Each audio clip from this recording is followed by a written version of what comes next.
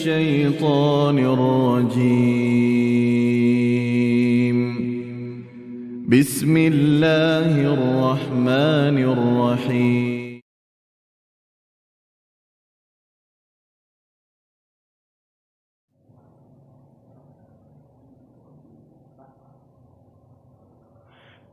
Bismillahirrahmanirrahim.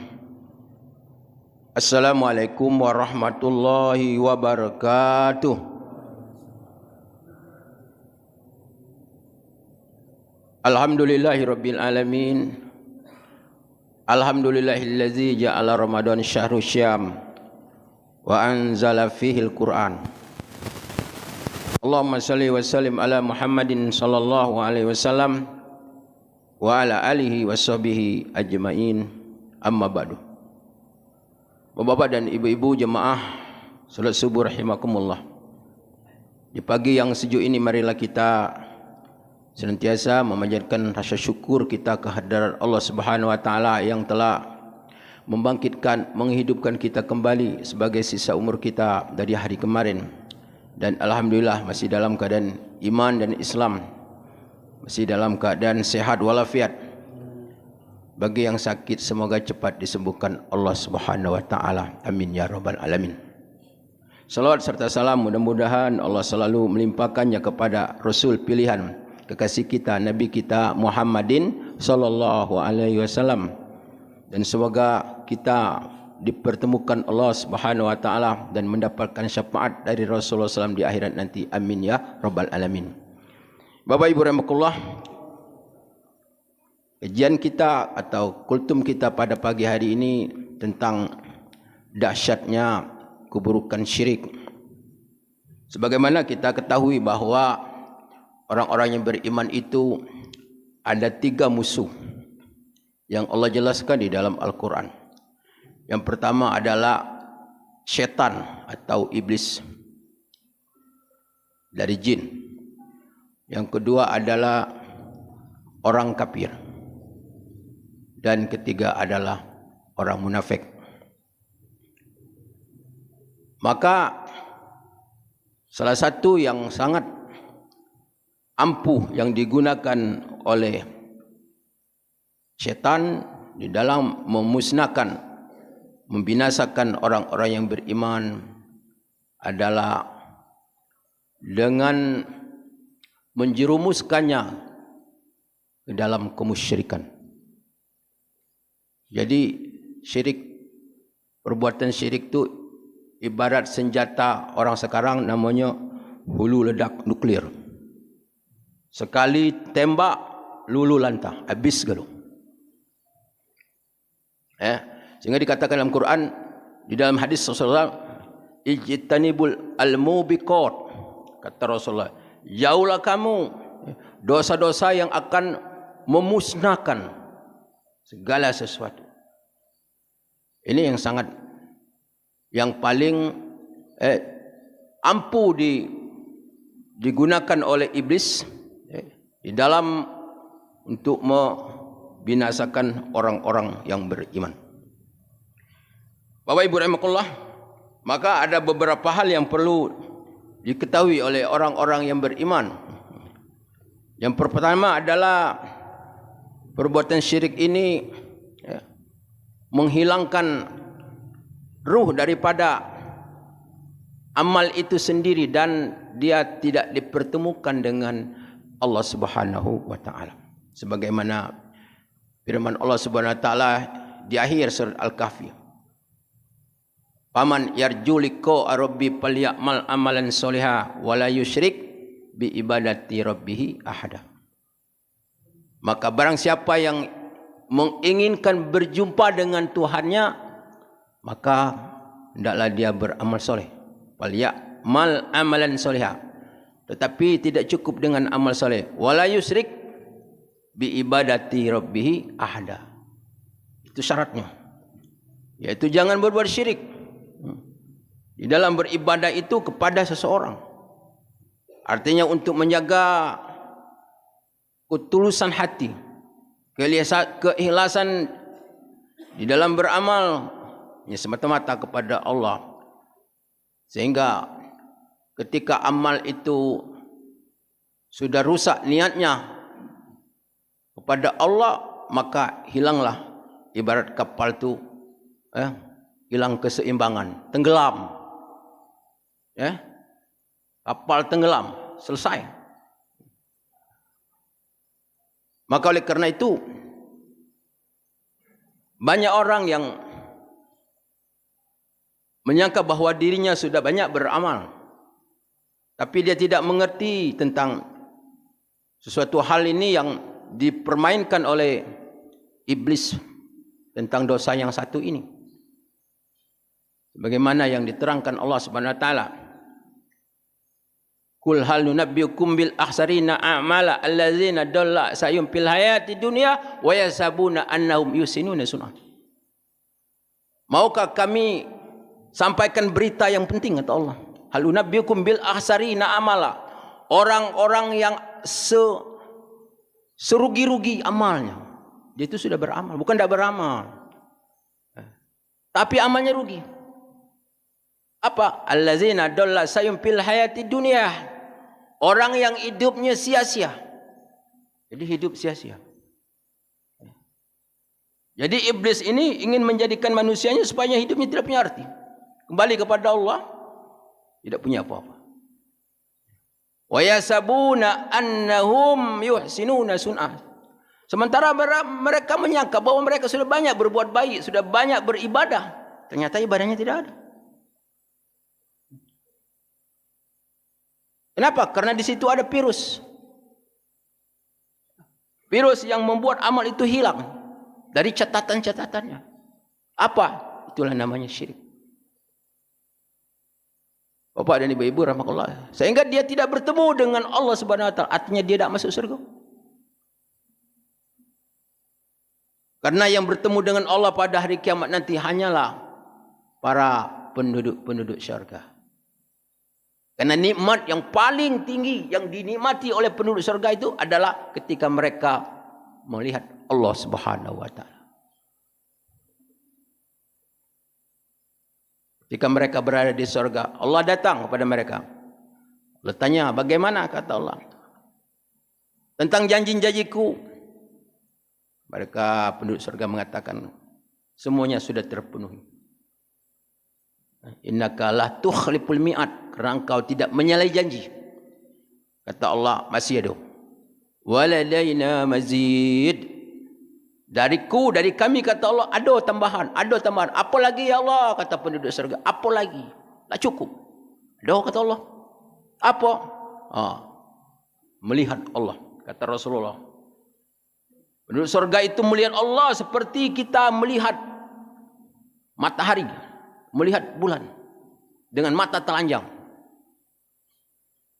Itulah merupakan kenikmatan yang paling tinggi penduduk surga. Melihat Allah, berjumpa dengan Allah. Tapi orang yang syirik, dia tidak akan bertemu, kata Allah, dengan Allah Subhanahu wa taala. Bapak Ibu rahmatullah, kemudian syirik ini juga adalah kharij minamillah. Kharij minamillah, akan mengeluarkan orang dari keislamannya, dari keimanannya, membatalkan syahadatnya, membatalkan dua kalimat syahadat, tapi dia tidak ngerti. Mudah baik dia akan melakukan perbuatan syirik. Dianggap kecil, dianggap remeh, dianggap hal-hal yang tidak apa-apa katanya. Jengoklah banyak di dalam masyarakat. Bahkan ada itu orang-orang yang mungkin dibilang katanya ulama ataukah ustaz yang mengerjakan perbuatan syirik. Ada ustaz yang bikin azimat, ada. Sebab kalau dah ustaz dah pacak tu, tulis-tulis bahasa Arab tu, tulis ayat-ayat Quran tu, jual azimat. Jadi perbuatan syirik itu di antaranya ada kharij minamillah, mengeluarkan seseorang dari keimanan dan keislamannya. Coba kita bayangkan. Begitu juga orang yang syirik, ketika dia mati maka ruhnya tidak naik. La tupatu abwabus sama wa la yadkhuluna jannah, kata Allah. Tidak akan terbuka pintu langit dan tidak tidak akan masuk surga. Tidak akan masuk surga. Kenapa? Karena dia syirik, penghalang dosa yang sangat besar, yang Allah benci kepadanya, yang Allah murka kepadanya. Di ayat yang lain dikatakan bahwa orang-orang yang mengerjakan perbuatan syirik itu adalah ruhnya tertolak dan dia akan terbawa, terlempar ke tempat yang jauh, lempar dari langit masuk sampai ke bumi yang ketujuh, terlempar. Karena Allah tidak senang, tidak terima tu ruh, karena ruhnya itu begitu busuk dan jahat, karena dia syirik kepada Allah Subhanahu wa taala. Bapak Ibu rahimakumullah. Begitu juga orang perbuatan syirik itu dikatakan, innahu may yusyrik billah faqad harramallahu alaihi jannah ma'wakumun nar. Orang yang melakukan perbuatan syirik itu adalah Allah mengharamkan baginya surga. Siapa yang mengharap? Bukan Rasulullah, bukan para ulama, tapi Allah yang mengharamkan. Karena Allah yang punya surga. Allah punya surga, Allah punya neraka. Kata Allah, ma'wakumun nar, tempatmu neraka. Kenapa? Sebabnya adalah karena kau melakukan perbuatan syirik. Mayyusyrik bila faqad haramallahu alaihi jannah. Siapa yang syirik kepada Allah, kata Allah, haram bagimu surga, haram. Bahkan orang yang syirik tu masuk daripada di dunia ini, Allah mengharamkan masuk tanah suci, haram. Ya ayyuhallazina amanu innamal musyrikun najasun fala yaqrabul masjidil haram ba'da amim haza. Hai orang-orang yang beriman, kata Allah, sesungguhnya orang musyrik itu najis. Innal musyrikuna najasun fala yaqrabul masjidil haram ba'da amim haza. Sudah tahun ini, kata Allah, tak boleh lagi masuk tanah haram. Jadi kalau kita dari Jeddah tu kan ada itu kan, tulis batas tanah haram. Orang syirik, orang Yahudi, orang Nasrani syirik semua. Mereka tidak menyembah Allah SWT. Haram dia masuk tanah Mekah. Tanah-tanah yang terketuk, tanah Mekah ataupun Madinah, semuanya tanah haram. Tidak berhak dia. Sejak tahun ini tidak lagi masuk. Ketika turun ayat itu, orang-orang penduduk Mekah merasa sedih. Kenapa? Karena kalau orang kafir tidak masuk, maka ekonomi akan terganggu. Itu karena ada kaitannya dengan bergaul dengan orang kafir itu, karena ada aninya. Kata Allah, tidak usah. Allah akan jamin rezeki. Karena bagi orang kafir tidak boleh masuk Mekah. Kenapa? Najasun, najis. Karena perbuatan syirik itu adalah dia merupakan najis yang ibarat virus yang akan meluluhlantahkan segala amal perbuatan, yang akan menjadi rusaknya amal itu. Walaupun itu syirik itu adalah sedikit, tapi dia akan merusak. Ibarat orang bikin kue besar yang kita sering lihat di TV itu. Kue umpamanya tepung terigunya berapa? Umpamanya 300 kilogram, kue besar tu. Telurnya berapa? Tak berapa. Gulanya berapa? Lihat adon. Adon besar. Begitu. Kata yang bikin, maaf Pak ya, kita masukkan ini sedikit. Umpamanya kotoran, pekencing, petai, sesendok, tek masuk, diaduk. Ada orang makan. Wah, kan cuma sedikit. Ya cuma sedikit, tapi rusak semua itu. Kue sebesar itu. Katanya nak makan kue, tidak orang gila. Begitulah amal itu menggunung, tapi kalau ada perbuatan syirik sedikit, lulu semua hancur. Itu yang diterangkan oleh para ulama di dalam kitab-kitab tauhid. Bapak Ibu rahimakumullah.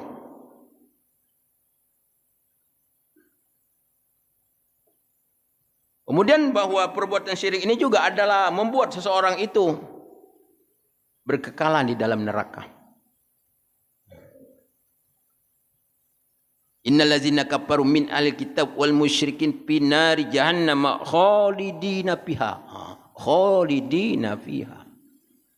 Sesungguhnya orang kafir dari ahli kitab, orang Yahudi dan orang Nasrani, wal musyrikin, orang musyrik. Orang musyrik. Jadi musyrik ini bisa orang beriman. Umat Nabi Muhammad SAW bisa jatuh ke situ. Itu maksudnya. Fi nari jahannam khalidina fiha. Dia akan ditempatkan Allah Subhanahu wa taala dalam neraka jahanam dan dia kekal di dalamnya. Kekal, masuk tak keluar lagi. Kenapa? Karena dia syirik kepada Allah Subhanahu wa taala. Sehingga dalam hadis lain dikatakan bahwa kullu ummati dakhala jannah, kata Rasul. Setiap umatku masuk surga. Tapi kalau orang Islam melakukan perbuatan syirik, keluar dia dari umat Nabi Muhammad SAW. Tak masuk surga dia. Karena yang menjadi jaminan itu adalah umat Rasulullah SAW yang mampu untuk menghadirkan, untuk memelihara dan menjaga kemurnian tauhid. Rukun Islam yang pertama apa? Mengucap dua kalimah syahadat. Rukun iman yang pertama apa? Beriman kepada Allah. Dua kalimah syahadat. Ini yang paling penting. Inilah merupakan asas bagi orang yang beriman, bagi orang yang berislam dengan agama yang dibawa Nabi Muhammad SAW. Kalau yang pertamanya sudah rusak, maka syariat, ibadah dan sebagainya semuanya akan rusak.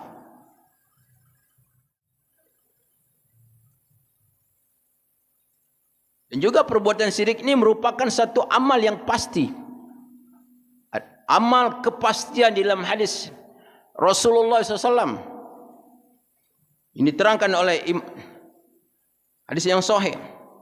Man laki Allahu la yusyrik billah dakhala jannah wa man laqiyahu yusyrik billah dakhala nar, kata Rasulullah SAW.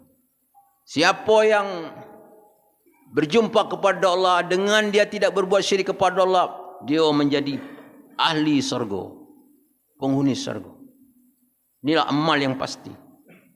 Dan siapa yang bertemu dengan Allah tapi dia berbuat syirik, maka dia, kata Rasulullah, menjadi penghuni neraka.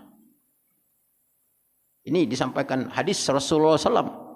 Bukan kita itu memastikan orang masuk neraka. Ya tidak, ini kita menyampaikan. Menyampaikan Quran, menyampaikan hadis untuk memberikan nasihat kepada diri kita sendiri dan kepada semua manusia. Untuk menyampaikan ini. Bapak Ibu rahmatullah. Jadi amal syirik ini benar-benar. Makanya di dalam Al-Quran Allah SWT menjelaskan di dalam surat Luqman, ya bunayya la tusyrik billah inna syirka la zulmun azim. Ini nasihat Luqmanul Hakim, orang yang soleh, yang namanya diabadikan Allah dalam Al-Quran. Dia bukan seorang nabi, bukan seorang rasul. Tapi nasihat ini adalah yang sangat betul-betul kepada seorang anak manusia. Apa? Ya bunayya la tusyrik billah. Wahai anakku, jangan kau syirik kepada Allah. Jadi untuk menanamkan suatu yang sangat penting di dalam kehidupan seorang anak, kewajiban bagi orang tua adalah akidah, supaya menjauhkan anak daripada hal-hal yang syirik kepada Allah Subhanahu wa taala. Ya bunayya, wahai anakku, la tusyrik billah, jangan kau syirik kepada Allah. Jangan kau membuat tuhan-tuhan yang lain. Jangan kau hilangkan Tuhan Allah di dalam hidupmu, di dalam pikiranmu, di dalam akalmu, di dalam hidupmu. Karena manusia hidup sekarang tak kenal Tuhan, tak kenal Allah. Apalagi ada usaha dalam pendidikan tidak boleh belajar agama. Tak boleh belajar agama. Bahkan nama madrasah itu dihapus katanya. Benar tak? Nama madrasah dihapus. Jadi menteri pendidikan dihapus. Madrasah dah katik. Coret. Ini. Karena ingin menciptakan generasi yang tidak ada Tuhan. 30 tahun yang akan datang. Anak yang ada sekarang. Kosok kendaknya ni. Padahal negara kita ini yang mendirikannya siapa? Yang pejuang-pejuang, para ulama.